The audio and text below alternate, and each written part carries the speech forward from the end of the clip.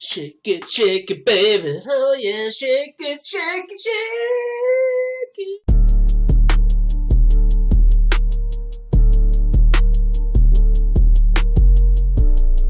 And I think that the biggest fight that the UFC can make for the back end of the year is potentially you versus Paddy. Do you think there's a chance that if you win, they won't have Paddy fight anyone and just put him right into the title fight against you? No, that's not gonna happen. He's one fight away for the title shot. So he needs actually that fight, because it's gonna be even better for our fight if he gets one more win. So we're gonna have, I think, the biggest fight in the UFC right now at the moment. So who do you think? Maybe him versus Justin Gaethje, and then the winner fights the winner of your fight? Yeah, him versus Justin Gaethje, because I think he's gonna beat him easily. You think Paddy beats him easily? Yeah. And then you because guys because of the style. It's not like I don't like Justin Gaethje. I'm actually a huge fan of all of his fights. I enjoy a lot watching him fight. He's those guys that takes a lot of punches and throws a lot of punches. I love to watch him fight. But I think that Paddy could get that win easily because of the style.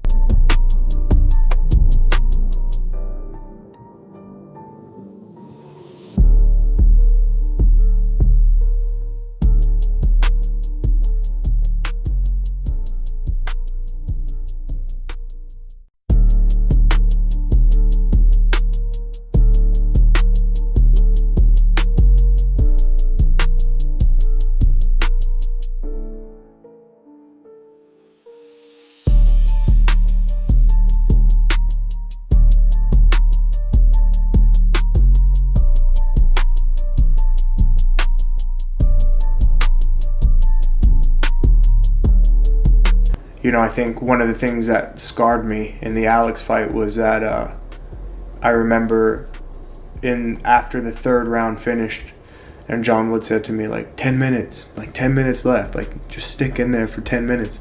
And in my mind, and like, I was so emotional that kind of just made me send it.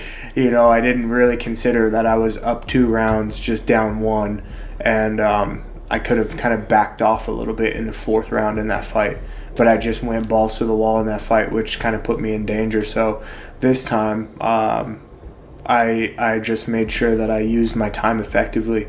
Every time I heard my coaches calling out, like, oh, 2 minutes, or, you know, minute 30 or halfway through, I would consider that and be like, okay, cool, like, or even during different exchanges, I would know when I was up. So I'm like, okay, this is my round. So once I felt like I had the round, then I was able to just kind of pull back a little bit and not get greedy.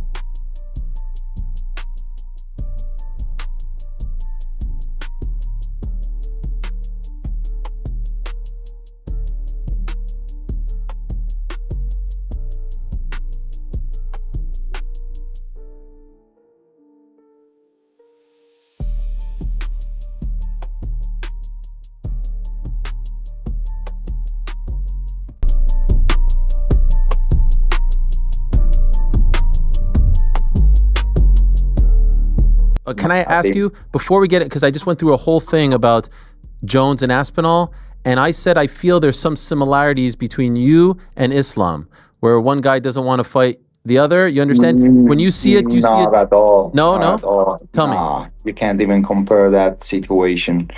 You can't compare like Jon Jones with Islam, you know what I mean?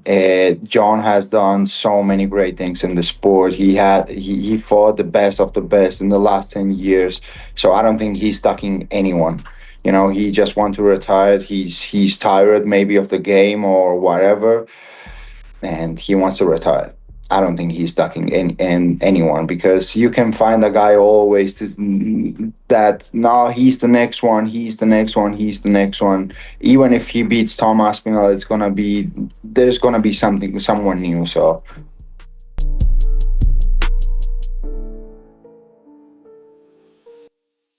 And how do you see the rematch playing out? The same way the first fight went. Maybe worse, just like O'Malley. The O'Malley fight, first one he didn't finish, second one, the more comfortable Merab gets, the better he's gonna get. You know what I mean? And he already fought Umar, he's got the confidence now. You gotta remember, even in the Umar fight, he played around a little bit. If no playing around, it would have been a different story. So he's getting more serious with the fighting, with that part. Like you didn't see in the O'Malley fight, no playing around at all. No kissing, no looking away, all business. So he's going to do that. I believe he'll do that to Umar too.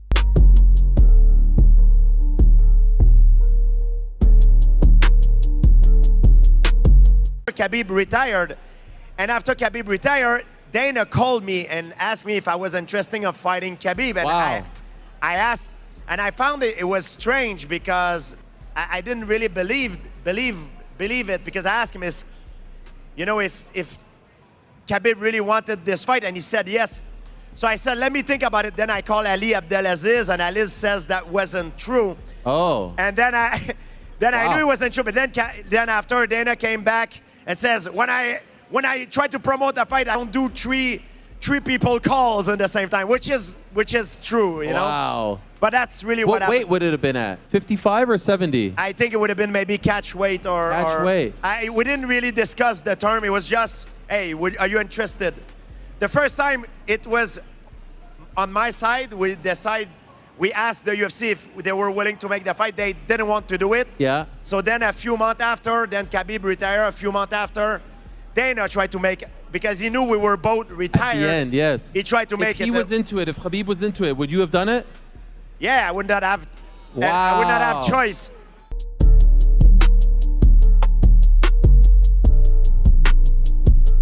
You had some big ups and some hard downs, and then you won the title again. I've been wanting to say, just leave. You're not wrong. I could do a lot of things. I'm very lucky that even the sponsors and a lot of the stuff we have outside, I love even the acting side of things. The skits that we do, it's always fun. I enjoy it. The cooking stuff, I enjoy it. And it's, I'll be lying to myself if I say I'm going to fight for another 10 years. It's obviously we know that it's not too far away. I still know I got some fight left in me. I'm in a position where I could still make some good money, and I still feel like I can be at the top. So that's why I'm going to take it each fight as it goes.